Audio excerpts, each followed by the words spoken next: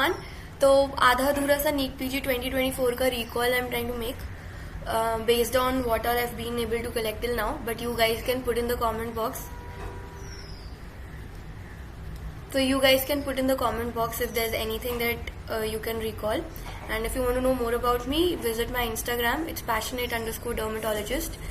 I had myself got a rank of 490 and 634 in the INIs that I took during my time. So the first question that I'm going to discuss is moth-eaten alopecia. It's very simple, that it's seen in syphilis. So I think it was a straightforward recall based question.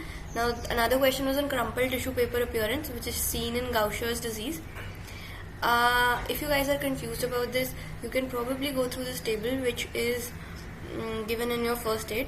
So in Gaucher's disease we have deficiency of so I used to remember it by the mnemonic, or by a clue that G is for G.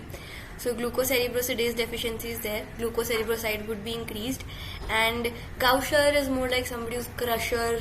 So crushed or crumpled tissue paper appearance is something that you see here. If I would have taken the exam today, I would have got it right. Now Tay-Sachs has this cherry red spot. So the way you remember it is Tay-Sachs and cherry red. So both of them have this thing between them.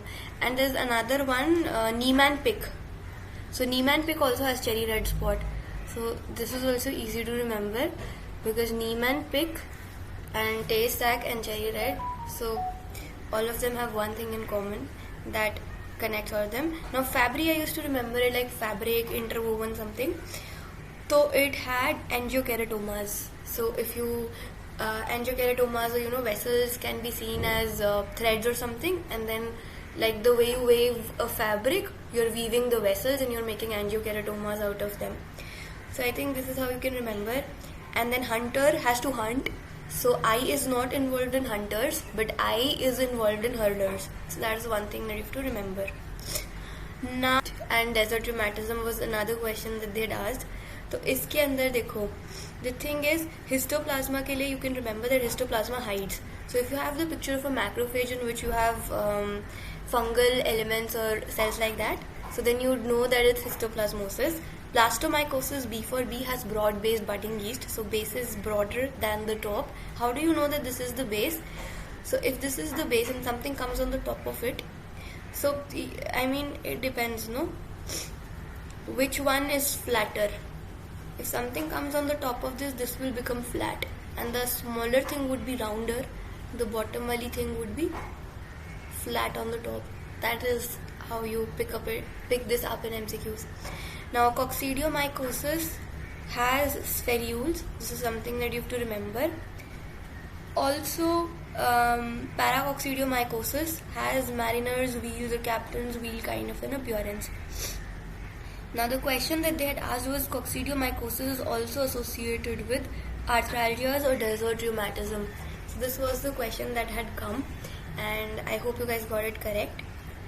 Now middle value of a given data is median. That is easy. One HP slide was given. A lot of people have answered lichen planus, but I think box shaped structure if it was given. See, can you see the epidermis is so less and the dermis is so huge and it has boxed out. It is in the shape of a box. This is a classical HP image of morphia. So in this question the answer is morphia. And in this question, I mean, if they had given lichen planus, you would have seen thickened granular layer, thickened stratum corneum. You would have seen sawtoothing at dermoepidermal junctions. That is one thing that you would have seen. There was one question on group painful vesicles. They are asking STDs every time they make the exam. So group painful vesicles shouldn't have been difficult for you. It is herpes. One question was on maternal mortality ratio. So number of maternal deaths per 1 lakh live births is the right answer here. And then I think I'll make more questions in another recall. So